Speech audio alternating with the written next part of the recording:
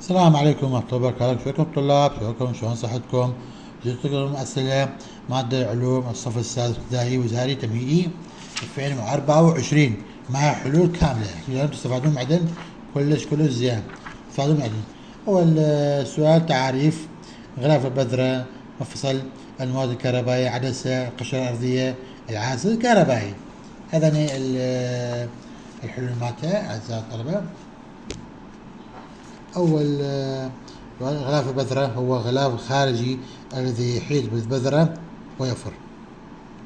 المفصل هو تركيب عظمي يربط بين العظمين مع بعضها ويسمح للعظام بحركة.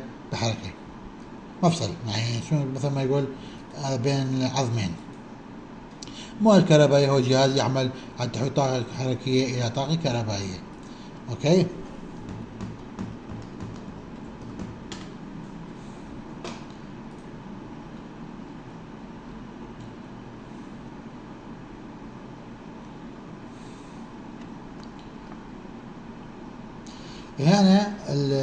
هنا مكتوب يحيط بالذرة ويوفر لها حماية. اوكي. غلاف البذرة التكمل مالته يوفر لها حماية عزيزي الطالب. يوفر لها حماية. المواد الكهربائية هو جهاز يعمل على تحويل طاقة حركية إلى طاقة كهربائية. العدسة هو جسم شفاف. العدسة هو جسم شفاف مصنوع من زجاج أو بلاستيك شفاف تعمل على أحداث انكسار الضوء الساقط عليه. هنا عندك قشرة أرضية، جزء ظاهر من سطح الأرض وهي ترتفع في بعض المناطق مكونها جبال وتنخفض في مناطق أخرى مكونها سهول وأعماق البحار. العازل شنو العازل؟ عازل مثل ما يقول عازل كهربائي. عازل هو مواد التي لا تسمح بسريان تيار كهربائي من خلالها، بسهولة، لأن إلكتروناتها غير حرة مثل المطاط والبلاستيك. هذا جواب سؤال الأول. السؤال الثاني فراغات. أما الفراغات الثانية الطريقة التي يتدخل بها الإنسان بانتشار البذور يسمى انتشار آلي. تتكون من فراغ من غشاء الطبلة تحتوي على 3 عظام. إذان الوسطى. أكبر أجزاء الدماغ هو المخ. تقاس الكتلة بوحدة كيلوغرام. من أنواع المرآة المقعرة والمحذبة ومرآة كروية. ظاهرة طبيعية تمثل بخروج المادة منصهرة من داخل سطح الأرض تسمى البركان. ارسم الدرنة موجود بالكتاب. المخطط العتلة من النوع الأول مع تأشير. ما الدائرة الكهربائية مغلقة وما عناصرها. شنو الدائرة مغلقة وشنو عناصرها؟ عندنا هنا أعزائي الطلبة تقدروا تشاركوا القناة حتى يصيركم شغلات أخرى، يصيركم فيديوهات أخرى.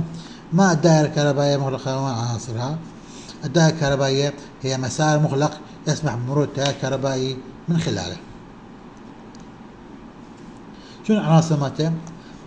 مصدر التيار الكهربائي مثل بطارية أو مواد كهربائية أو مولد كهربائي أو بلاك سويتش بلاك أي شيء، هذا يسموه مصدر.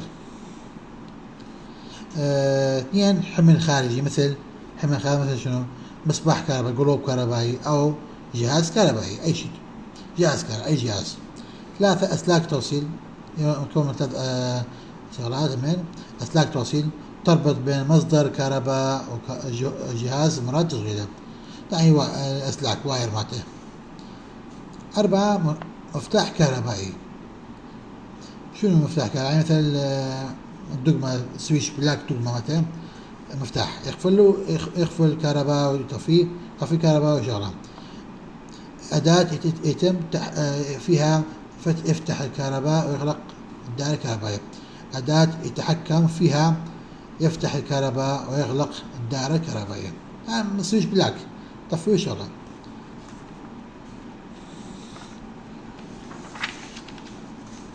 السؤال الرابع جواب صحيح، اختار جواب صحيح من خاص. أكثر أنواع أقلام شيوعا في تكاثر النباتات هي أقلام الساقية. أقلام الساقية.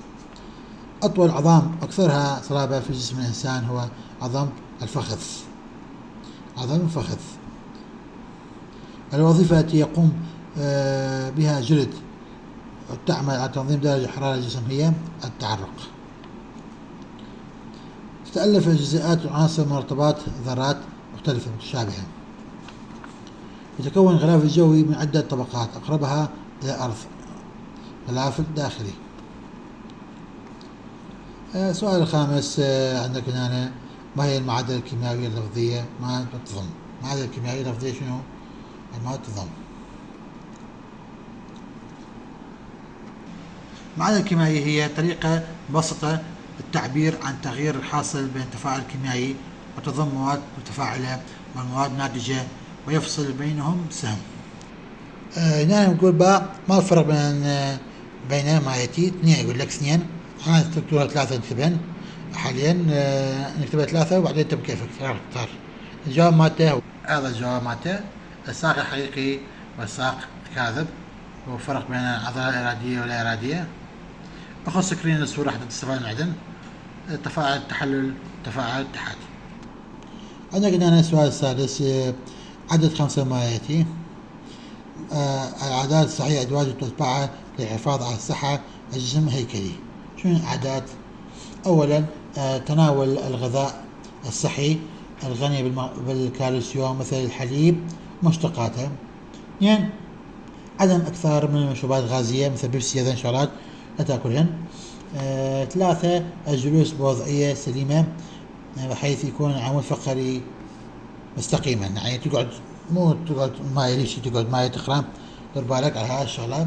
أربعة حمل الأشياء بطريقة متوازنة، يعني تريد تشتري علاقتين لا تخلي على جهتين، على إيد واحد، خلي إيدك على جهة واحد، اليمنى ويمنى كذا يسرى، هيش يعني علاقتين بإيدين هيك. أوكي. تجنب حمل أشياء ثقيلة، يعني حمل مثلا عندك سبلت، لا تشيله وحدك، لا تصير سوبرمان وتشيل السبلت وحدك. أوكي عزيزي الطالب. السؤال الثالث شنو؟ ما سبب حدوث الزلزال؟ شنو سبب حدوث الزلزال؟ شنو هي سبب حدوث الزلزال؟ سبب شو؟ بسبب اهتزاز صفائح القشرة الأرضية. بسبب اهتزاز صفائح القشرة الأرضية. اثنين يقول ما الذرة وما تتكون. الذرة شنو؟ ما الذرة شنو ما تتكون؟ الذرة هي أصغر جزء من مادة اشترك في تغيير كيميائي، تتكون من نواة وإلكترونيات.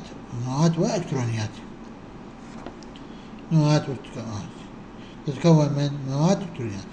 ثلاثة لماذا تبدو النجوم في السماء بألوان مختلفة؟ ليش نعني النجوم ألوان مختلفة؟ يقول لك ليش؟ جواب بسبب اختلاف درجة حرارة سطوحها. إلى اللقاء.